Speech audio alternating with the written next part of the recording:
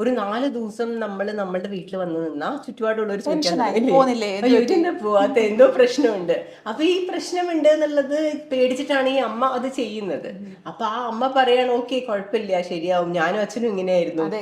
എനിക്കും അച്ഛനും ഇങ്ങനെ അങ്ങനെയാണ് പ്രോബ്ലംസ് പറയാ. ഉണ്ടായിരുന്നു എന്നുള്ളത്.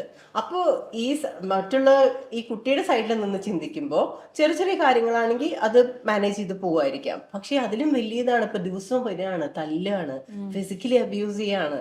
അപ്പോൾ ഈ കുട്ടി അത് ഒരാളോട് തുറന്ന് പറയന്നെ വേണം. അത് അച്ഛനും അമ്മയും ഈ വിധത്തിൽ ആക്സെപ്റ്റ് ചെയ്യുന്നില്ലെങ്കിൽ അത് ബ്രദർ ആവാം, സിസ്റ്റർ ആവാം, അല്ലെങ്കിൽ ഫ്രണ്ട്സ് ആവാം, ആരെങ്കിലും ഒരാള്. അപ്പൊ ഒരാളെ കോൺടാക്ട് ചെയ്ത് നിങ്ങൾ നിങ്ങളുടെ പ്രോബ്ലംസ് പറയൂ.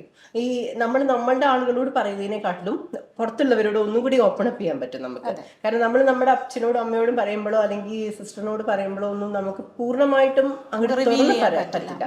ചില കാര്യങ്ങൾ ഉണ്ടായിരിക്കും അത് പറയാൻ തീരെ പറ്റാത്ത കാര്യങ്ങൾ. അപ്പൊ അങ്ങനെയുള്ളവര് സൈക്കോളജിസ്റ്റിന്റെ അടുത്ത് പോയി സംസാരിച്ചു കഴിഞ്ഞു കഴിഞ്ഞാൽ, ഇപ്പൊ ചിലർ സെക്ഷലി അബ്യൂസ് ചെയ്യുന്ന ആളുകളൊക്കെ ഉണ്ടായിരിക്കും. അപ്പൊ അതൊന്നും ചിലപ്പോൾ നമുക്ക് നമ്മളുടെ ആളുകളോട് പറയാൻ അത്ര അങ്ങോട്ട് പറ്റില്ല, ബുദ്ധിമുട്ടായിരിക്കും. അപ്പൊ ഒരു സൈക്കോളജിസ്റ്റിനോട് പോയി നിങ്ങൾ തുറന്ന് പറയാ, ഇങ്ങനെയാണ് എനിക്ക് ഇങ്ങനത്തെ പ്രശ്നങ്ങളുണ്ട് പറഞ്ഞാൽ ഈ സൈക്കോളജിസ്റ്റ് വിളിച്ച് നിങ്ങളുടെ അച്ഛനെയും അമ്മയും വരുത്തി, അല്ലെങ്കിൽ ഹൂവർ ദ റെസ്പോൺസിബിൾ ആയിട്ടുള്ള പേഴ്സണെ വരുത്തി, അല്ലെങ്കിൽ ഹസ്ബൻഡിനെ വരുത്തി, അവർക്ക് അത് സോൾവ് ചെയ്യാൻ പറ്റും.